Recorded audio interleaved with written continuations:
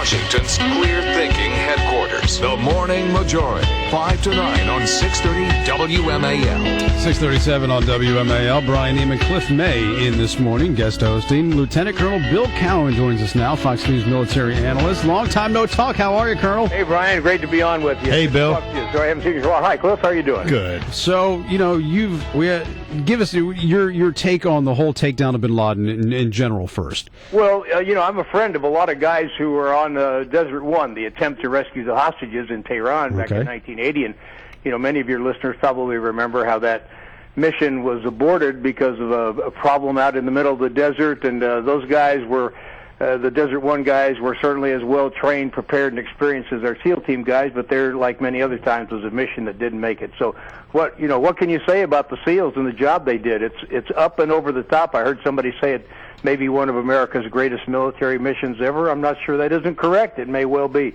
You can't give those guys enough credit. Let me just ask you this question, Bill. You say that they were just as well trained in the Carter era when they tried to get into Tehran to save the hostages. Is that for sure? Because what you have now is you've got special operators going out every night in Afghanistan taking down Taliban commanders. This has become routine. So the guys who did this, unlike back in the 1970s, they have operational experience in this kind of mission, which we didn't have back then. Is it not possible we're simply better at it now? No. Listen, you are absolutely correct, and I like you making that point. I thought about that the other day. This SEAL Team 6, like our other SEALs, our Delta Force guys that are still serving in Iraq and Afghanistan, those guys have got years now of exactly what you just said, experience going in at night. I often get upset with JSOC, General McChrystal down there at JSOC, believe me, and I still work around that community, Cliff, as you know, and those guys have continuously been running nighttime missions, successful, wonderful operational missions since not too long after we went into Iraq and now on into Afghanistan, and for who knows what reason, they never get any credit or get any visibility, and the argument is, well, we don't want the bad guys to know. What are you talking about?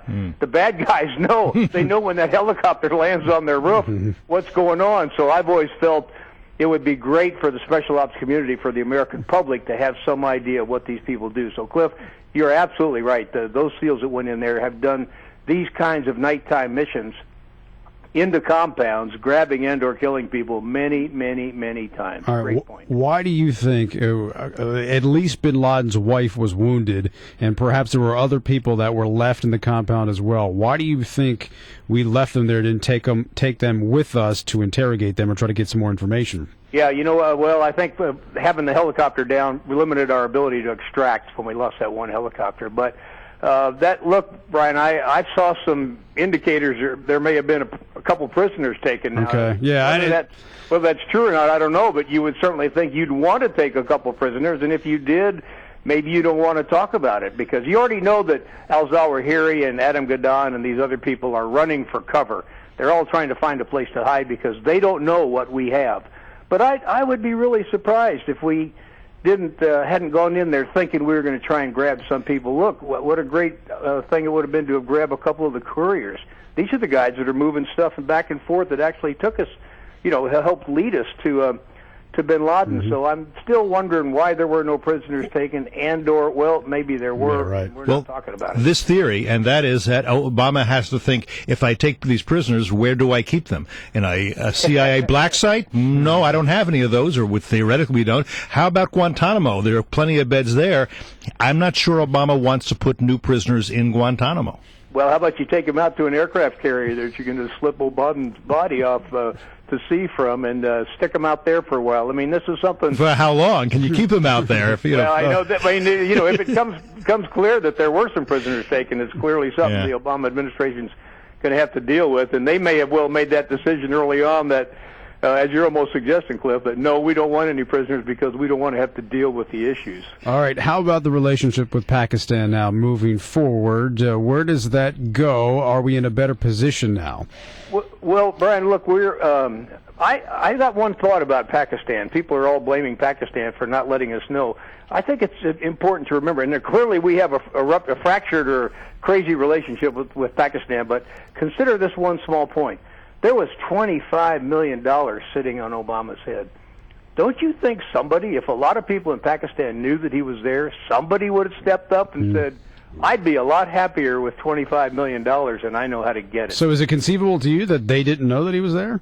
It's if people knew, I think it's a very, very small number of people, and I'll tell you what else I actually think, and Cliff, both of you actually would appreciate this. Would the president have run a mission like that if he only was 99% sure that bin Laden was there? You know, they've continued to say, well, we thought all the indicators were that he was there. You know, we all know the Obama presidency was on the line with that. If that had been a failed mission, or they'd have done the mission, and bin Laden hadn't been there, do we all really think the president would get reelected? No. I think the president did it because he had 100% assurances that Osama was there. And, 99% may have been intelligence that took us to the final point, and that last 1% was somebody in Pakistan who may have $25 million today, being the last point of verifying information. And again, step back and look at it. Would you go for 99% when you want to be elected again? I guess the flip side on that would be okay, what if it came out a year later that somebody leaks out that we had a good idea that bin Laden was in this house in Pakistan and we were ready to go. The CIA believed he was there and the president didn't give the go ahead. That would have been disastrous too for the president. Yeah, maybe so. And it may or may not have leaked out. I mean, that's a good point. And certainly Clinton gets hit on a lot for failing to go after bin Laden when he had his chance during his presidency. So that's a good point. But still, I think the president and most politicians spend more time thinking about here and now, not so much the future. And I think here and now was he needed 100%. Keep in mind that we believe now that Osama bin Laden had been living there for like 6 years. Right. Now, it's hard for me to believe. I've been to Abbottabad. That I believe that maybe his neighbors didn't quite know who lived in that house. That's possible. I can't believe nobody in the military and intelligence community knew that. I got to figure some of them did. I also got to figure that not many knew that the Americans were coming in because somebody would have dropped a dime, and Osama would have been out, getting Papa John's pizza or taking a yoga lesson when the special forces got there. They had to know he was home, not just living there, but that he was home at the time. Although I'm guessing he rarely left the household. Yeah. Well, I agree with you, Cliff. I don't think anybody at all inside Pakistan knew that we were coming, and that once again speaks to the great job that. We're focused a lot on the SEALs, but we shouldn't forget the aviators that got them in there, waited for them, and got them back out. So. Now, one possibility, by the way, is that they really flew literally under the radar. The other possibility is that a phone call was made saying, "We are coming in, our helicopters are coming in, you do not want to interfere. Let me make that very clear." Absolutely. And they held off. Be assured that there was not one communications going on inside that little town by any Pakistanis. It wasn't being monitored real time while we were there. We were watching for police reaction, which, given all the terrorist incidents in Pakistan, you would have thought the police would have started responding as soon as they heard gunshots. Yep.